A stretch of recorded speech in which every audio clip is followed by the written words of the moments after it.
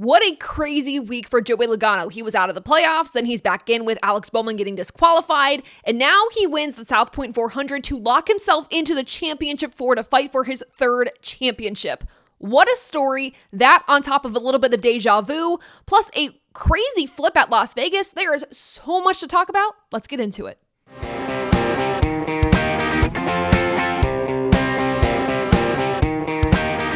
Hey everyone, my name's Taylor Kitchen and welcome back to Above the Yellow Line, the show where we do motorsports media your way talking about NASCAR all the time. And I don't know about you, but this race at Las Vegas gave me mad deja vu from Christopher Bell dominating this race, leading 155 laps, looking similar to how last year's race was looking, and then didn't win it. Same as last year, was outsmarted by the strategy of other teams like Joey Logano to stay out as opposed to coming into pits. And as is on theme for the 22 team this year, this race was won by fuel strategy. These teams that decided not to pit were really holding out hope that they had enough fuel to get them to the end of this race. That's why you saw Daniel Suarez, for instance, have a fantastic finish because they stayed out on track to hopefully play out the fuel strategy game, and it paid off. And though I'm gutted for Christopher Bell for dominating this race, then not winning it, we do know we're going into a very good track for him next weekend at Homestead, Miami, where he had redemption last year, got the win for that race last year. Maybe he can do it again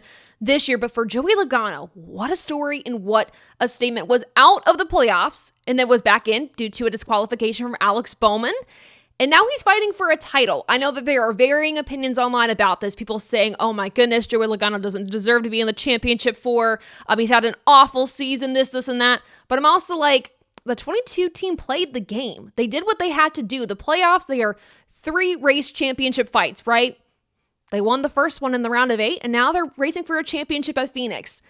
He played the game and he's winning, guys. Also, even numbered year streak that we have for Joey Logano, it's looking pretty good. Magic happens for the 22 in even numbered years, and we might see that come Phoenix, so we'll have to see. But Joey Logano winning the race, and get this, from Steven Stump on Twitter, talking about Joey Logano's wins this year and how many laps he led. Nashville, he led 9 laps. Atlanta, he led 9 laps. In Vegas, he led only 6 laps to win the race, so the 22 team comes in clutch when they need to.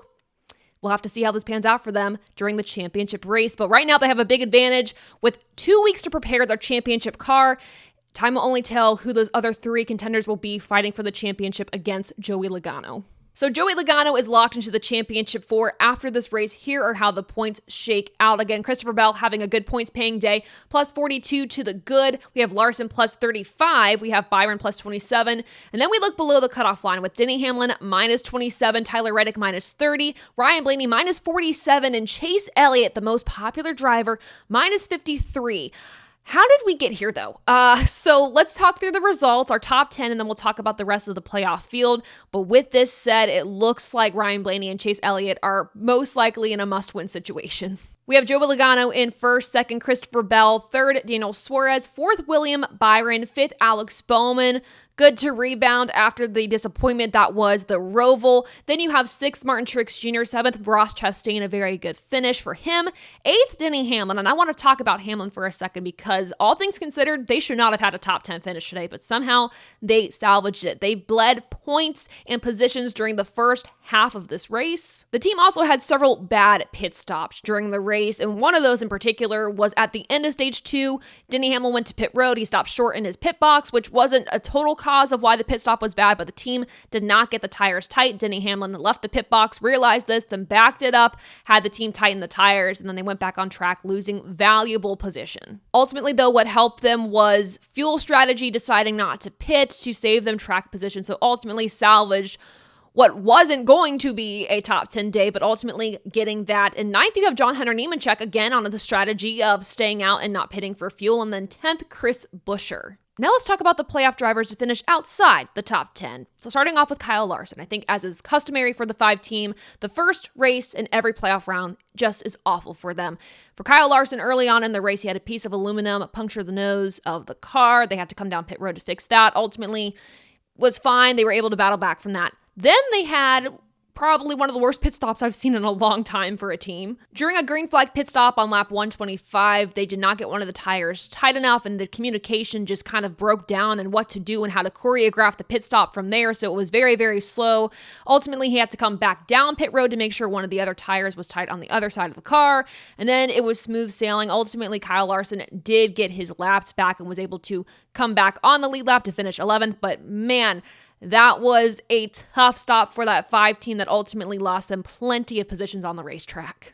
Now we move on to talk about one of the most bizarre incidents of the race on lap 90 involving playoff drivers Tyler Reddick, Ryan Blaney, and Chase Elliott. So on lap 90, Martin Truex Jr. and Chase Elliott got together. They made contact. Chase Elliott went up the track into Tyler Reddick, who was already by the wall. Tyler Reddick slammed the wall. Both the 9 and the 45 went down the track, and the 45 actually made one flip.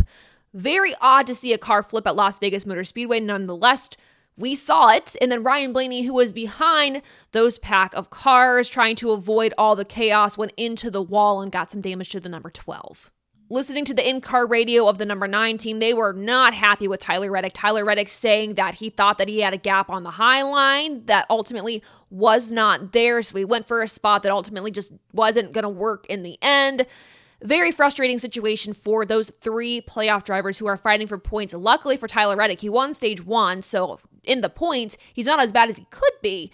But for Chase Elliott and Ryan Blaney, who Ryan Blaney was just trying to avoid that mess, are now in situations where they're going to have to win to make it to Phoenix. They've done it before. Maybe they can do it again. All of that to say, let's rate this race above or below the yellow line. It's going to be above the yellow line for sure. I mean, I know it's a playoff race and the added drama is going to add to any race rating. That's a given. But the racing in the mid-pack and the back of the pack and even towards the front, the racing all together was just super exciting. It was intense. These drivers know it is go time. And arguably, this round of 8 is one of the most talented rounds of 8 that we've had. I've seen this argument on social media all week long, and I would agree with it. The talent here is incredible. Yes, a lot of these drivers might not have had great seasons, but they're battling for a championship. The intensity is so high, and just like Joey Logano's story, nobody's out until they are completely out of the fight. He is now racing for a championship in Phoenix in the next few weeks. But here we are, and the battles were insane between Kyle Larson and Ty Gibbs trying to be the first car lap down, which resulted in Ty Gibbs pushing it too far and spinning out, which led us into a caution that made this a fuel strategy type of race coming to the line. Sometimes it's just where the cautions fall in those situations that elevate this race to a whole other level. But even before that, the racing was so much fun. So I got to give this race an 80%. That's definitely above the yellow line. And again, one of the most enjoyable Vegas races I think we've had in a little bit. So what did you think of the South Point 400? Let me know in the comments below. And with that, we are done with this episode of Above the Yellow Line. But before we go, I want to give a major congratulations to Doug Rice on an incredible career calling the sport we love and being one of the most iconic voices for the sport that we love. This race marked his final call over the PRN airways before he hangs up the headset and calls it a career. So congrats to Doug Rice on a fantastic career. And I want to thank him so much for all the wisdom that he's given me and so many others in the motorsports industry. His kindness and guidance to so many of us has helped pave the way for so many of us to get into this industry, but to just an iconic voice in the sport. So congrats again to Doug Rice on his final call today at Vegas, and happy retirement. Holly Kane actually wrote a really lovely article about him on Racing America, so make sure to check out that article at racingamerica.com. And of course, for more NASCAR news, make sure to go to TobyChristie.com, and to hear more about us and to get your exclusive merch for the month of October for Dysautonomia Awareness Month, make sure to go to AboveTheYellowLine.com. Make sure to like this video, subscribe to the channel, and share this with your friends and family. Everyone, thank you all so much for tuning in to this episode of Above the Yellow Line, and until next time, I'll see ya. Bye.